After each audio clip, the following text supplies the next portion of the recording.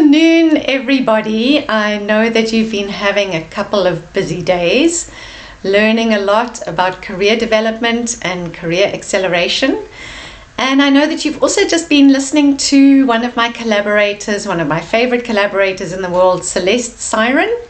And her and I have actually done a couple of videos together, which I know you will have watched or have access to.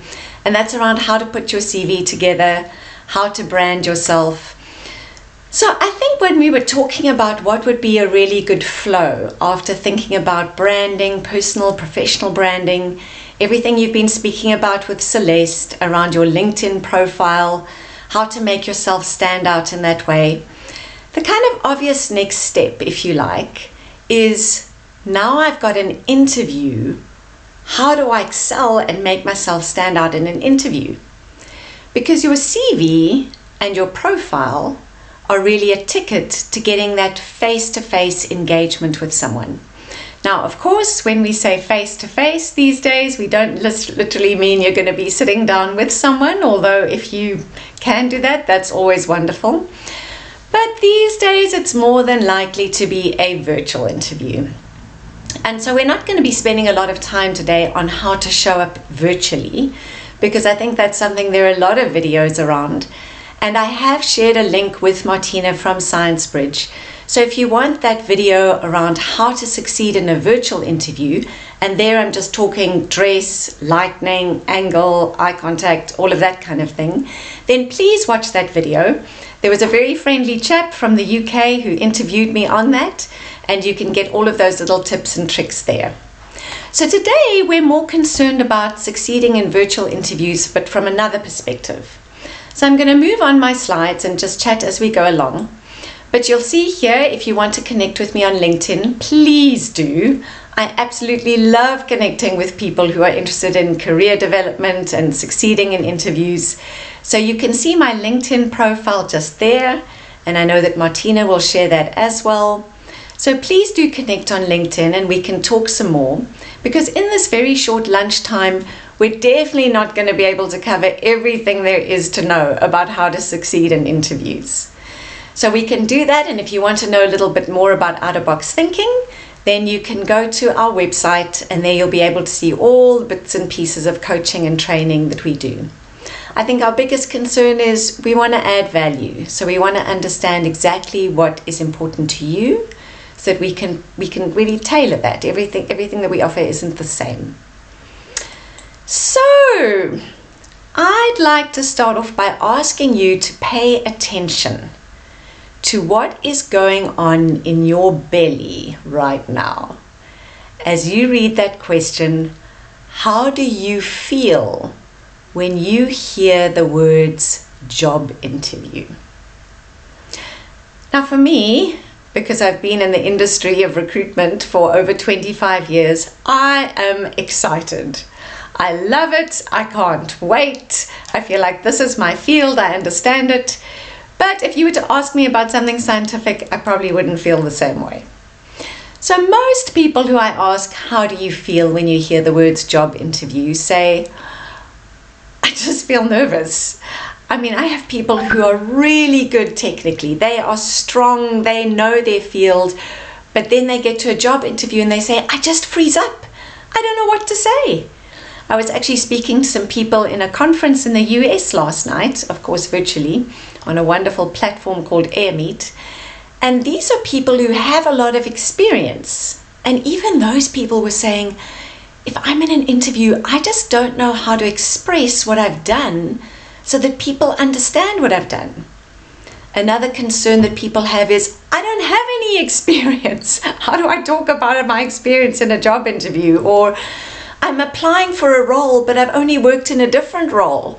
So how do I express that the skills I have are transferable? So you may feel nervous, you may feel confident, you may feel excited, you may feel like, please can I just get a job any other way but a job interview. So today is all about how to succeed when you hear the word job interview, how to feel excited, how to feel like, okay, I can do this. And I think there's three main areas that come up. One is knowing how to stand out, but knowing how to stand out in a good way. We don't want to be standing out in a bad way. The second is, I can feel a lot more confident about a job interview when I understand what my interviewer wants to hear. Because otherwise, how do I know what to talk about? I could be saying all these things that are wonderful about myself, and people are thinking, okay, that doesn't really make a match. And the last thing is, how do I create that compelling human connection? And I think that's especially important in our virtual world of work, because we have technology and we're working with and alongside technology and through technology. But people are saying, especially during our pandemic, I actually feel a bit disconnected. I meet someone in a virtual setting and it feels a bit awkward, or the tech doesn't work so well. I hear you've been having some tech challenges today already. How do I connect as a human being with someone, not just in person, but through a screen? So we'll be looking at that closely, because what people actually remember is not so much the what or the how you conducted your interview.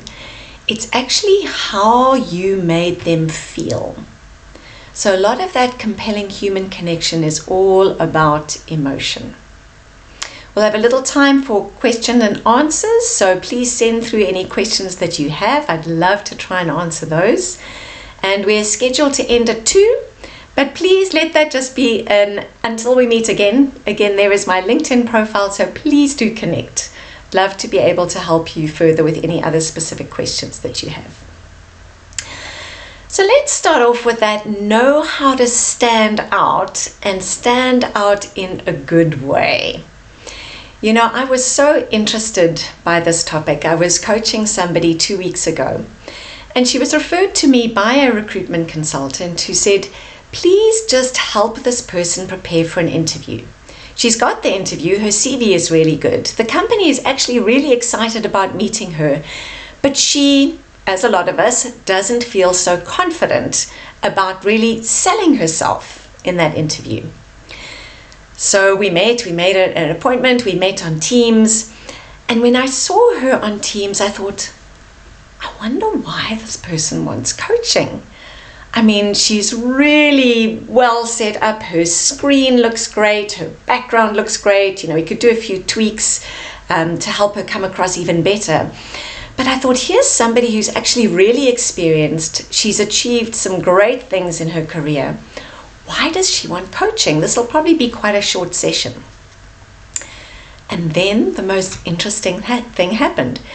As we started with our coaching session, she started to almost go like this, and she tilted her head, so she was almost looking up at me. Her body language started to kind of close in, and her voice almost became apologetic. And it wasn't a major change. It wasn't something that you'd say, wow, look at that. It was just subtle changes, but they made an impact, because we know that over 90% of our communication is not our words. It's our voice tone, and it's our body language. So I looked at this and I thought, this is not going to help her. She is not going to be able to sell herself effectively with this kind of voice tone and this kind of body language. What is behind this? And the more we talked, the more we realized, what's standing in the way is she is not projecting her why. Now you may be thinking, her why? What do you mean she's not projecting her why? What does that mean?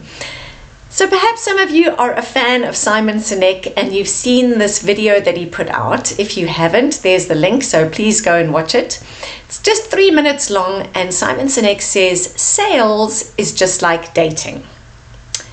Yep, so some of you are probably thinking, okay, I haven't had a lot of interview experience, but maybe I've had a lot of dating experience. That could help me. But what he says in this video is people don't buy what you do, they buy why you do it. So what had happened with this client is she was in financial services, but her real heart and her real passion is around carbon emissions and making the world a better place and helping the environment. And one of the reasons she loves her job is because she's able to influence her clients not just from a financial services perspective, but in a way that actually helps them reduce their carbon emissions, and so that they have a healthier footprint on the earth. And when she remembered that, and she remembered why she was there and why she wanted this next job and the impact that she was going to make in her next job, her body language opened up, her face came up, her voice became more like, I have a mission, I have a purpose. Not that she was using those words, but you could hear it in her voice tone. And as soon as she had that, she became somebody who on the screen turned from a, oh, I'm sorry, I'm here, please hire me, to a, wow, that's impressive, we'd like to have you on the team. So the first good way to stand out is know your why. Not just your, I want a job so I can pay some of my bills. And that's okay. I mean, we all need that, of course, otherwise we do everything free. But it's a, what motivates me to make an impact in this world? What difference do I want to make? How do I want to add value? And what are the needs of people out there so that I can connect what I can add to what's important to them? So that's the first one. But thinking about that, and with this client that I was with, is how long does it take to make a judgment about someone? Because I hadn't even spoken to her, I'd seen her CV, but it was just that kind of first few moments where I got this feeling of something isn't quite right here. And so I want you to think and answer for yourself. It'll be a little easier for you if you're one of those people who has read Malcolm Gladwell's Blink book. Perhaps you have, perhaps you haven't. But if you've read his Blink, that's a cue, that's a clue. But how long does it take to make a judgment about someone? I've asked people, and some say 30 seconds, a minute, 20 seconds. Malcolm Gladwell actually says 2 seconds. So someone will make a judgment about your CV in 7 to 8 seconds. But when they meet you, it's something called the halo and horns effect. I don't know if you've read about that. You can Google it if you haven't. But literally within those 2 seconds, maybe 5, somebody will unconsciously make a decision about whether they want to hire you or not. Well, that can be good or bad, depending on what your first impression was like. It's interesting, but the research shows that if you had a really good first impression, then interviewers unconsciously make that interview easier. But if you had a negative first impression, they unconsciously make the interview more difficult. Okay, so now you're thinking, oh, how do I control that? There's a lot I can prepare for in an interview, but how do I prepare for that halo and horns effect? There's a few things you can do. I think one of the things that really helps is to understand these biases so that you can see how you can influence them in a little way. So I'm going to give you a little bit of an exercise here. There are a few biases that typically show up in interviews. So you can read through them on the screen.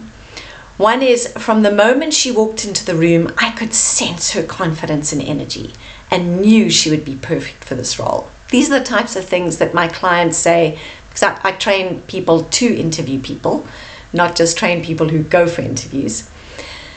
Others of them say, oh, I think we've interviewed a number of applicants, but for some reason the first one stands out to me. So, okay, maybe.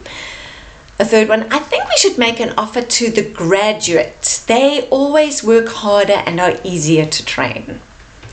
And then this fourth one, I love his ambition. He reminds me so much of myself when I came here for my first interview. So these are typical biases, and see if you can match these with them. One of them is stereotyping or prejudice. One is a bias called cloning. One is first impressions, and one is primacy and recency. So let's see if you can get them right. So from the moment she walked into the room, I could sense her confidence and energy would be first impressions bias. Yep. Within those first couple of seconds, people are getting a sense of your confidence and energy, and often that's what prompts them to want to make a hiring decision or not. So what can you do? Show up with confidence and energy, whether you feel like it or not. Little tips are, just before an interview, don't sit and look at your phone and then, look up or switch on the screen. In fact, you'll see in my interview on preparing for virtual interviews, one of my hottest tips that people love the most is when you switch on the screen, already be smiling and staring into the camera, not the person, because that's what makes people feel like you have eye contact. So it's just something little, but it creates that human engagement and a positive first impression. What about this one? Primacy and recency, if you guessed it. So interesting, but research shows that sometimes it's either the first person who goes for an interview or the last person who gets the job.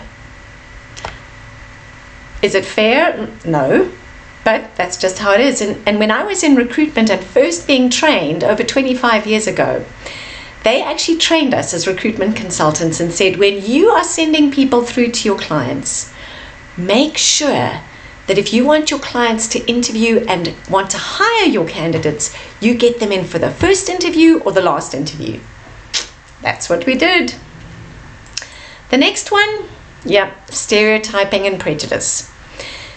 So sometimes I find that my clients or hiring managers want to hire graduates. They think they work harder, they're easy to train, they want to grow. But I've also had clients who say, graduates, no. They just want to use this as a stepping stone to something else. They'll never stay.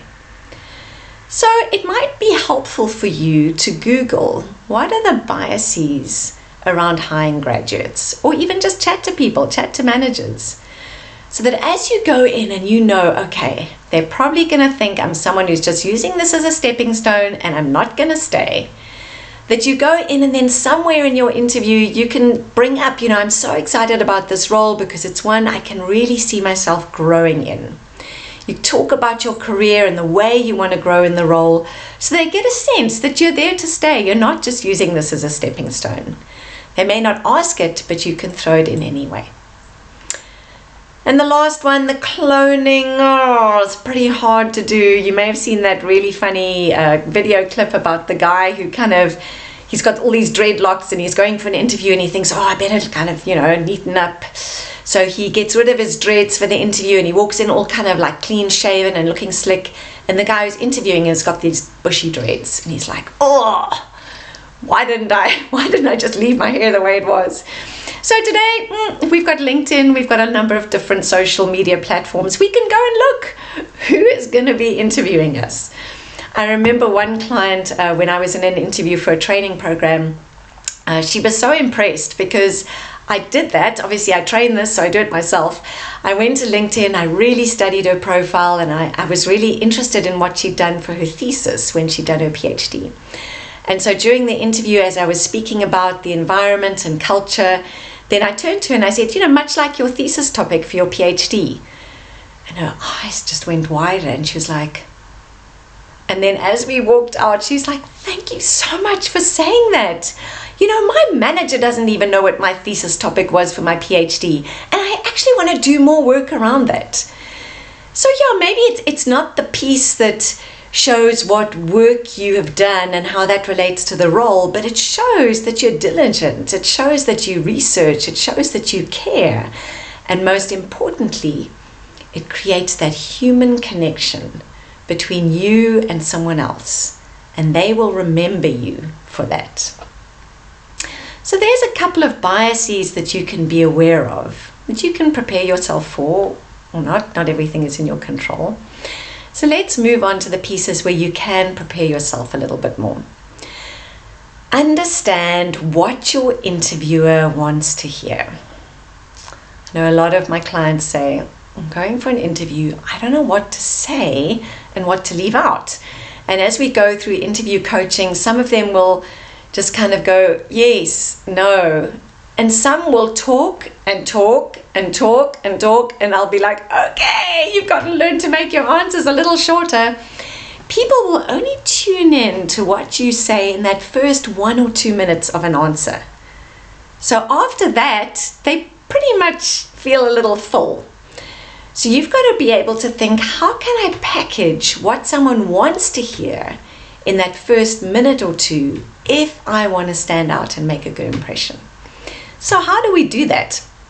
Well, I think one of the things that we've been talking about is that if you're in a situation where you've sent through your CV, you've been able to look at the role, you can match the experience that you have to what you know they need. But over here, there's an interview that Martina was talking about with ScienceBridge. It was a scientist position, and you'll see it was on LinkedIn. But there were 3 areas in that role. And Celeste and I were talking to some of these in the interview that we prepared. But one is, someone might be looking for someone who keeps informed of trends in the area of scientific responsibility, may lead assigned projects or team, establishes as appropriate cross-functional relationships. So what you're doing is you're keeping this in your mind and you're thinking, that's what they're looking for. So in the interview, I need to speak to where I've done that before. We're going to be talking a little bit more detail around what is a competency-based approach. That's an approach based on research where people have seen that the best way to predict future behavior is through looking at past behavior. Past behavior that is real, so someone isn't making it up. It's relevant, and it's as recent as possible. It's not 5, 10, 15 years ago. So in an interview, your best bet of showing off your power skills is to share examples of where you've done this before. So it doesn't matter that you haven't had the role before. That's not the point. People are moving beyond that. You don't have to have had a certain job title because skills are transferable. So maybe you haven't worked as a project leader before, but maybe in your studies you had a project. You were working as part of a team and you were the leader for a certain project. You can speak about that. That's a transferable skill. So it's about establishing those and saying, okay, where can I share those examples? And looking for something real and looking for something relevant. But it's also about saying there's other skills that people are going to be looking for that relate not just to the role, but to the future of work. Now, people have been speaking about the future of work before COVID. We know that. But if you look at the evolution of the employee, something that was really interesting, and I'm so glad this woman brought it up, it was in a recent conference. And what she said is that when you get a job role, you cannot just look at the requirements from that role from a technical perspective. You've got to be able to look at that role and say, is it updated? Does it relate to the future of work? Does it still speak to a role where people can work anywhere? Is it focused on outputs now, or is it still talking about key areas of responsibility and duties? Is it talking about somebody who's a collaborator, or is it speaking to a very hierarchical structure? So when you go and you apply for a role and you're sitting in an interview, you want to find out as much as you can about that company culture. And you want to be able to put yourself in that seat and think, okay, what does that role look like in this new world of work? How does that role speak to it? Because I'm going to need future of work skills to be successful, not just technical skills. So what do those look like? Well, of course, lots of research, lots of information, especially going on around our pandemic. But even at the beginning of 2021, CEOs globally in this wonderful conference board study say that they are looking for people who can keep calm. And for those of you who've had technical issues this morning, you probably thought, yeah, I think I've had to learn to keep calm for quite a bit of today. You've also got to be able to learn to act quickly. Ability to adapt, flexibility, digital development. So even if the job role doesn't say we need someone who can keep calm, act quickly, be adaptable, you've got to think, how can I bring those into my answer? So that when someone pictures me in the job, they can see me as a new world of work employee or collaborator. I don't come across as stuck. in that old world of work? How can I bring in an example that shows I was flexible, that shows that I had to act, that shows I had to adapt, that shows how I could keep calm? Those are the types of examples that you want to share. If you want a little bit more information about that, there is a link there in the slide, and I know Martina will also share the link with you. But as always, McKinsey has got some great information on this, and this was a fairly recent article. These are the skills you will need for the future of work. And you'll see a lot of them are around people.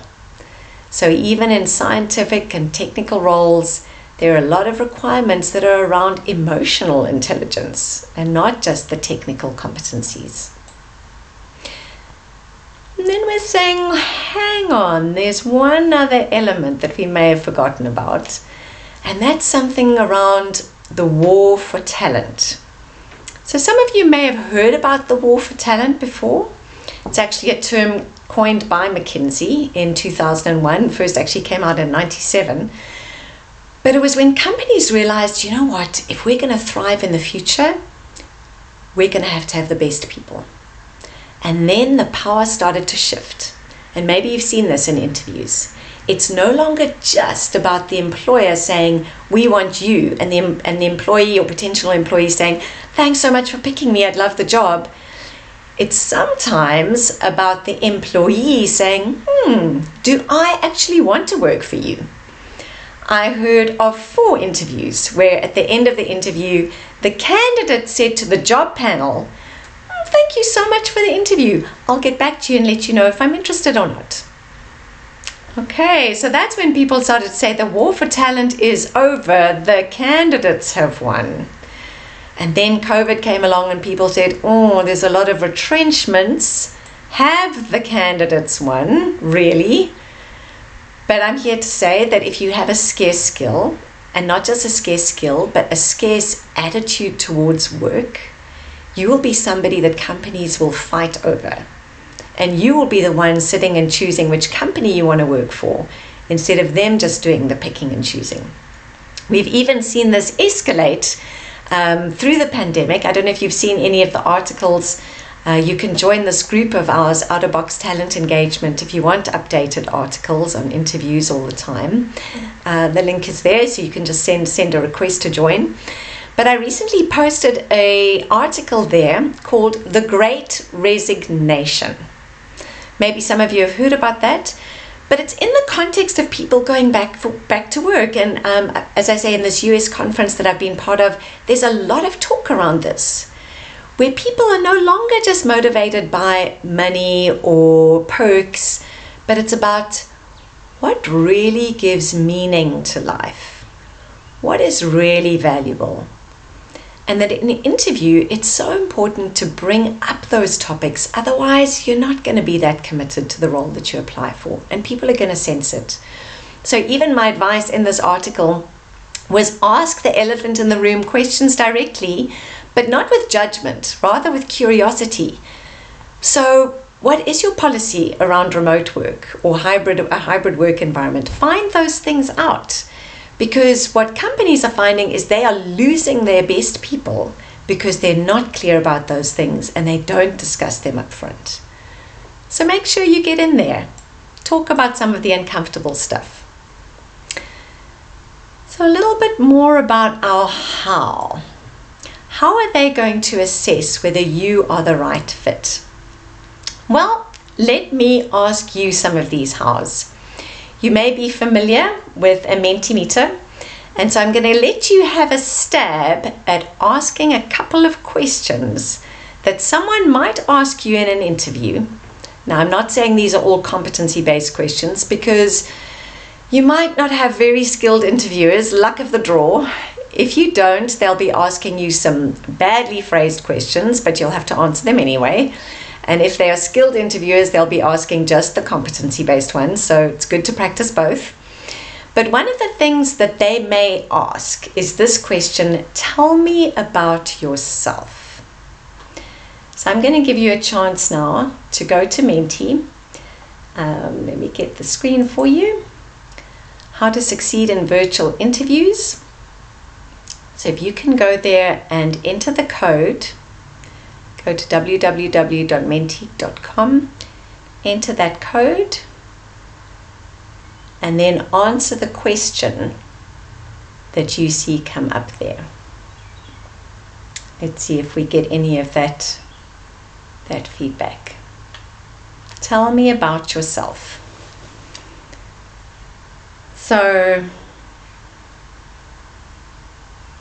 you're either going to say, give a brief overview of your background and interests, or describe what you studied and why you chose to study in this field. So Martina, I know that you're out there and you can help answer. We've got one there describing what you studied and why you chose to study in this field. So 100% of our people so far, 1 out of 1 has answered. Are there any other people who are answering? Not yet? Well, you're absolutely right, whoever the pink number 1 person is. You want to describe what you studied and why you chose to study in this field, because it takes away that opportunity for bias. If you talk about yourself and your interests, they're going to sit there and think, oh, I'm not sure if I like that hobby. I'm not sure about that school that they went to. Sure, they're from there. They like that. It gives so much more room for bias. So make sure that you remember it's that real, recent, relevant information that you want to be referring to. So describe what you studied and why you chose to study in this field. Okay, well, let's try the next one. You should be able to see another question there. What are your weaknesses? So give a little answer there. Are you going to answer with be honest and list at least 3 of your weaknesses? Are you going to share one weakness with an example of it? Or are you going to tell a story that shows how you are currently working on it? So let's see if we have any answers for that one. Share one weakness with an example of this. Okay, good. So we've got 1 out of 1. Our pink person is back. Is there anyone else who wants to answer? Okay, we've got tell a story that shows how you're currently working on it. Nice. Okay, so we've got 1 of each. Well, I'm glad that nobody, not that I'm saying don't be honest. That's one of my values. Always be honest. But don't just list 3 weaknesses. Rather be honest. And actually I would go for that 3rd one. Tell a story that shows how you're currently working on it. The reason I say that is you want to tell a story to establish that human connection. It helps people not judge you for your weakness. And it also shows in the process that you're a learner. It shows that you're someone who sees something, but you work on it. You make an effort around it. If you just share your weakness with an example, it's not dishonest, but it kind of gives that sense of almost, it's a bit static. Here it is, and here it is to stay. So you always want to show how you're growing, what you're doing to change things. So we're saying, okay, if you were to apply a competency-based approach, then tell me about yourself, would be a story about something that is relevant and related to your career. What are your weaknesses? Would be a story that shows how something came up, how you saw it, what you're doing about it. And then there's a 3rd question, which is a very common question. How do you handle pressure? This is such a common interview question, and I want you to think right now, how would I answer this question if somebody asked this to me? Would you say, well, really well, actually? Or fine, no, I'm really good at handling pressure. Or again, would you tell a story that shows how you handled pressure really well and what the outcome was? And you guessed it, that's actually the one that you should pick. Because even if your interviewer isn't asking you to tell a story, if you tell a story, you're going to create that compelling human connection. And what you can do to help you structure your story is something called the STAR technique. So those of you who are familiar with a competency-based approach, you've probably heard of STAR before, and you'll know what it stands for. It stands for situation, task, action, and result. And those of you who haven't heard of STAR before, you're thinking, what is that about? But what it is it's a way to almost give you a little snap, a little video clip of what you've done before, and tell it in a way that it's not just saying what you did, but it's also giving a happy ending. Everybody loves a happy ending, right? So it's about saying, I was in this situation, this is what my role was, this is how I handled it, and this was the outcome. If you have a good interviewer, of course, they are going to structure their question like this to help you to answer it. So they're going to say, maybe you've heard this before, can you tell me about a time that you were really under a lot of pressure at work or in your studies? Okay, what was that situation like? Okay. And then you would answer, and they would in a conversational way, they would say, okay, tell me more about that. Why was it so pressured? And what was your role in that situation? Oh, okay, and how did you handle it? And, okay, and what was the outcome? If you have an interviewer who's half trained, what they will do is they might say, tell me about a situation where you were under pressure and how you handled it. And then you'll tell your story, what you did, how you handled it, but you won't say what the outcome is. And if they're not skilled, they won't pick that up. So you, as the candidate, need to make sure that you've got STAR in mind so that you give your happy ending, whether they are asking for it or not. Because that's what really talks to the quality of what you did. It's not just saying what you did, but it's how it turned out really well in the end. And if you're going to be doing this in a real story mode, you're going to not just be looking at the technical requirements in your role, you're also going to be looking at those future of work skills. And you're going to say, okay, can I share a real, recent, relevant example of when I kept calm, of when I acted quickly, of when I adapted? And as I said earlier, you're going to be bringing that into your interview. But by telling a story, you will create a compelling human connection. Now, this is such an interesting topic, and there's so much to be told in it. So again, either if you go to our YouTube channel, or if you go to the Out of Box Thinking Talent Engagement Facebook page or group, or if you just look at our videos that Martina is going to share the links with you from those, you'll see there's one where I interviewed someone who is actually a professional storyteller. Yes, there is a job like that. She also works at WITS, training people in storytelling and in dramatic arts. And she also happens to be the person I was at primary school with, so it was really interesting and easy to interview her. But she refers to this wonderful research done at the leading US universities, where they did mirror neuron research. So I don't know if you've heard of it, perhaps you have. But they really measured the brain patterns in two people as they were having a conversation. And they saw that how those brain patterns kind of differed on the scans. But then they looked at the brain patterns when someone was telling a story. And when that storyteller started to tell a story, the brain patterns in the listener started to mirror the brain patterns in the storyteller. And that's when that human connection happens.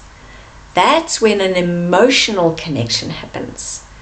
Not saying sales is like dating and now you've got to date the person, not that. But you're creating a lasting emotional connection, which means they will remember you and you will stand out in their minds when they think about all the people that they've interviewed. So what you're doing is you're not just listing your strengths. You're not just telling them what you did, but you're inserting dialogue. You know, it was so interesting because I was helping somebody prepare for an interview, and she was quite a scientific person. She dealt with process, she dealt with IT, and what she was doing is, as I was asking her questions, she was telling me what she did, but she was describing the process. And then what would happen is it's almost like she would get into some of the detail, but she would lose some of the energy. And I found myself really battling to keep my concentration during her stories.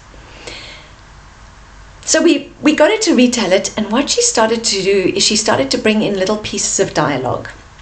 So instead of just saying, yes, there was a time where I had to stand up to people who disagreed with me, and it was when they wanted to make a decision that was against our values, and so I stood up and said we shouldn't do that, and so we didn't go that way, and in the end it worked out really well. Now that is so different to when she retold the story and she said, I remember that time. We were actually all sitting in the boardroom, and everybody was sitting around. It was during COVID, so we all had our masks on. And it was quite a stressful time because there were a number of us in that room who didn't agree with each other. And they wanted to make a call with one of our clients that I knew went against our values. And everyone was going ahead with this, and I was feeling more and more uncomfortable. So at one point I just said, you know what?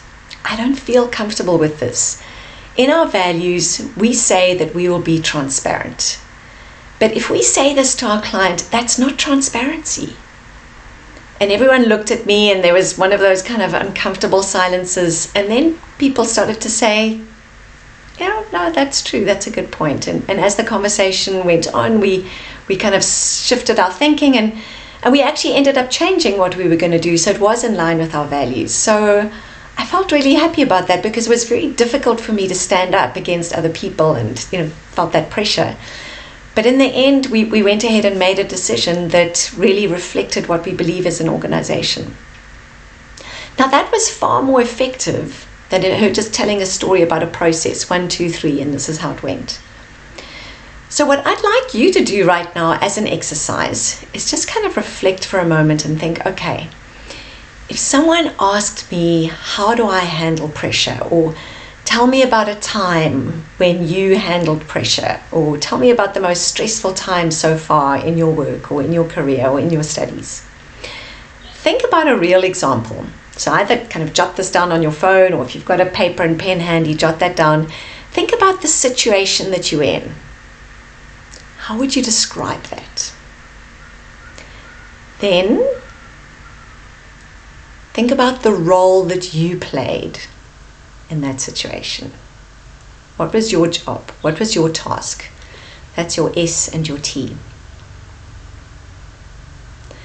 Now I want you to write down a couple of the things that you did in that situation. And again, not just what you did, but think about why you did it that way. What were your values? What was the thinking behind the approach? And then a couple of words about what was the outcome. And then as you practice that answer, and this is something that you can do with all of your answers as you prepare for an interview, is practice getting a few stories together like that. And then as you'll see in my interview with the storyteller, make sure that your story isn't longer than 2 minutes. Because if it's longer than 2 minutes, people are going to switch off. So make it no longer than 2 minutes, and somewhere in there bring in one little piece of dialogue at the most critical part. Like that person needed to do when she was going for her interview, and she actually brought in what she said at the boardroom table and how people responded, because that's what gives it life. That's what creates that human connection. So think about some stories that you can tell, because when we're going for interviews, I think one of the strongest points that was brought home to me during COVID and during the pandemic is with one of the quotes that was going around the most, and perhaps you've heard of it. It's one by Maya Angelou, and she says something so true. She said, you know what, in the end, as I said at the start of this session, in the end, people won't remember so much what you did. They won't really remember so much what you said, but what they will remember is how you made them feel. So if I can leave you with that, then when you go for an interview, if you're feeling nervous, unconfident, a little bit afraid, but anxious, or even if you feel like I'm going to ace this, keep in the back of your mind, when I leave that interview, how have I made my interviewers feel? I've so enjoyed this time with you. You'll see on our slide over there are a lot of little Twitter and LinkedIn and Facebook and Instagram, all the places you can connect with us. Please do connect with us. Please do connect with me. And as I say, I know this hasn't been a very long time. And so if there's any more information that you want to explore, please let us know. I'm going to just check to see, Martina says no questions thus far. I'm just going to share one more question that I've actually had people share about and that came up in this conference. Is one of the questions that people get asked in an interview that they also said they typically just don't know how to answer is, so where do you see yourself 5 years from now? People are thinking, where do I see myself 5 years from now? I don't know. And anyway, people don't stay in jobs for 5 years anymore. It's more like 2 years these days. So if you kind of Google how to best answer questions like this, it's actually better not to give a job title or a specific role, but more talk to the impact that you want to have in an organization or in the community. So that's what you want to do, is where do you see yourself 5 years from now? More describe the experience and the impact than making it too bracketed, because that might not fit into them. And another thing that I think also came up in this US conference is there were people switching roles or people applying for roles and they didn't really have much experience. So what I was really encouraging them to do there is say, what skills do I have from what I have done that are transferable? And those are the things that you can talk about, because with a competency-based approach, people want to see if you're competent. And competency comes from being able to apply skills, not from just having had the same job title before. So those are a couple of common questions, but if we don't have any others, I think we can sign off, and I'm sure you'll probably be relieved to have an extra 8 minutes break, because I know you've had a very busy time. But if you do have any questions that you think of after the time, as I say, please do connect with me. I'll look out, especially on LinkedIn, that's where I'm most active, and I'll be happy to answer any going forward. So thank you for this opportunity to be with you. It's always one of my most exciting things to help people prepare to succeed in interviews and in virtual interviews. So until we meet again.